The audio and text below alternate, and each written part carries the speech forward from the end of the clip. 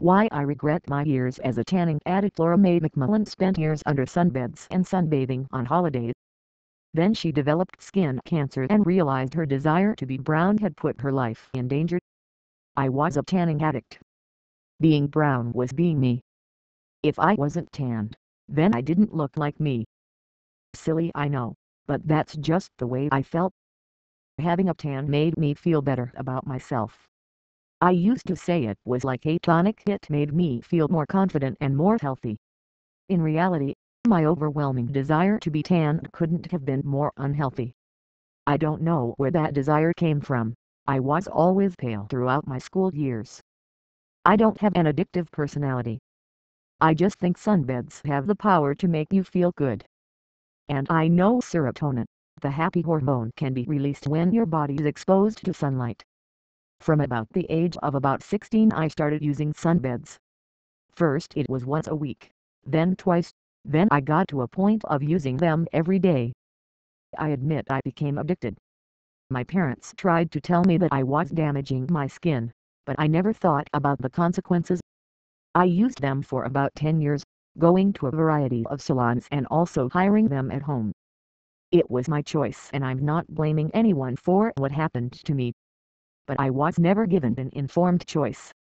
Not once in all the 10 years did any salon staff give me any advice about my skin, or about the safe level of UV exposure, and there were no information signs. But most of my friends could see the dangers of what I was doing and many of them tried to warn me. In fact, it was a standing joke with all my friends in the office every time I went on holidays. "What color are you aiming for this time?" My reply was always mahogany. It felt like a cloud evaporating. I could face whatever was thrown at me. It lifted my spirits and it made me feel good about myself. Along the way, I obviously developed a deeper and deeper tan, so I became used to seeing myself brown, and I didn't like looking pale anymore. Between using sunbeds and also going abroad 6 weeks a year, I was putting myself in danger. I actually stopped using sunbeds about 12 years ago. I could see the wrinkles increasing. Not once though did it ever enter my head that I could be affected by skin cancer, let alone the deadliest type, malignant melanoma. It's been the toughest time of my life, but I'm so thankful I survived it and am still here to try to warn others. My life changed forever when, on February 5, 2014, I got the news of my cancer. My fiancé and I were 5 days into our 2-week holiday in Fuerteventura and were just about to settle on the balcony with a refreshing cold drink after a lovely hot day in the sun. I received a text message asking me to call the dermatologist who'd done a biopsy a month earlier on a little red spot on the back of my leg. More than 6 months before, in June 2013, I had found the little red raised spot and thought it was an insect bite. It didn't hurt or bleed. It was just something new that popped up. My doctor and the dermatologist both thought it was an insect bite that had got infected. I wasn't worried in the slightest, but I remember standing in the holiday apartment and hearing the dermatologist's words, "I'm so sorry to tell you it's melanoma." I didn't really know what that meant, but I felt sick to the pit of my stomach. I was shaken, but I'm an extremely positive person and I had to believe I was going to be okay. I was in the hands of some of the world's leading melanoma consultants, and I knew I was getting the best care possible from my consultant, Mr. Udit, and his team at the Christie Hospital in Manchester. At the end of February last year I had a wider excision in the back of my leg and I chose to have a sentinel lymph node biopsy. The melanoma had spread.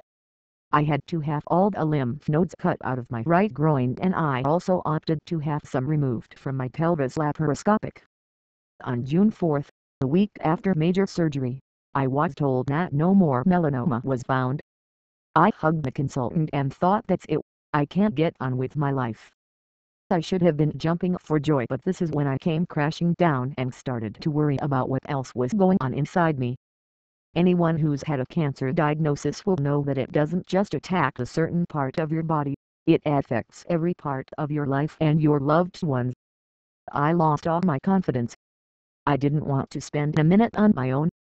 At times I couldn't walk properly, I couldn't get in the bath, I couldn't drive, and for weeks I had a drain attached to my leg and I had to inject myself every day to prevent any blood clots. Line a short history of tanning. For centuries white skin was fashionable, as it meant people were rich enough not to have worked outside. A pale complexion was achieved in the 17th century by making a cream from powdered white chalk or white lead, mixed with egg white and vinegar. Fashion designer Coco Chanel is believed to have started the trend for tanned skin after she was accidentally sunburned on a cruise to Cannes in 1923. Perfumer Jean Patou is credited with creating the first tanning oil, Huile de Caldi, in 1927. Line were thoughts about the future. How would my fiancé and my mom cope without me? Would I be here in 6 months to see my birthday? Would I see Christmas? All these terrible thoughts were dragging me down. I didn't buy any new clothes for months. On top of the emotional effects, I've been left with lymphedema in my leg. It's a build-up of fluid because of the removal of lymph nodes from my groin. I can't live with a big leg though. I have to massage my leg twice a day, wear compression garments and avoid getting any insect bites and scratches from animals. I can't shave my leg. I would never want anyone to go through all the pain, worry and trauma that my family and I have endured, just because of trying to get a tan. I definitely think people today are more aware about the dangers of tanning, but I think the majority still think it won't happen to me.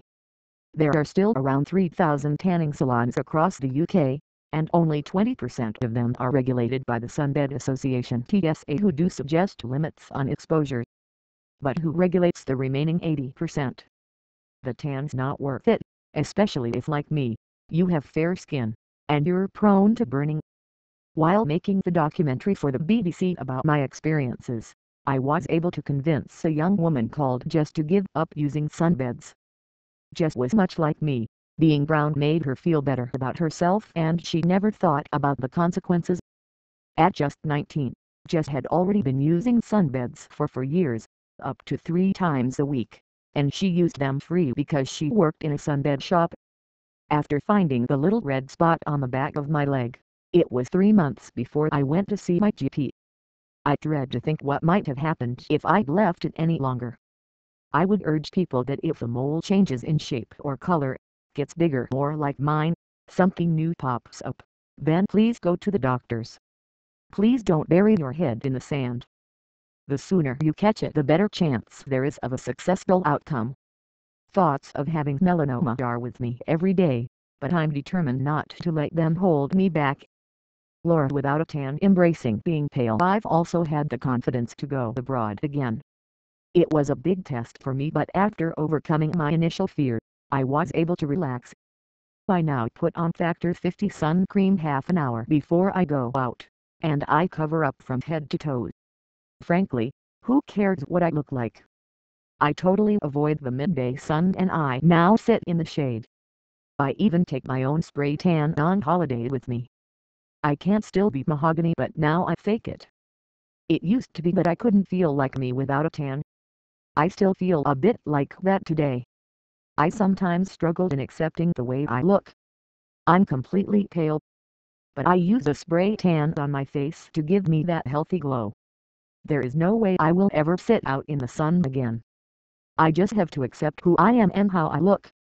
Line tanning advice. The Health and Safety Executive advises that any exposure to UV radiation from tanning equipment is potentially harmful, particularly for people who have fair, sensitive skin that burns easily or tan slowly or poorly. A history of sunburn, particularly in childhood. A large number of freckles and slash or red hair. A large number of moles are taking medicines or using creams that sensitize the skin to sunlight, a medical condition that is worsened by sunlight. Anyone in your family has had skin cancer in the past. Already have extensive skin damage due to sunlight.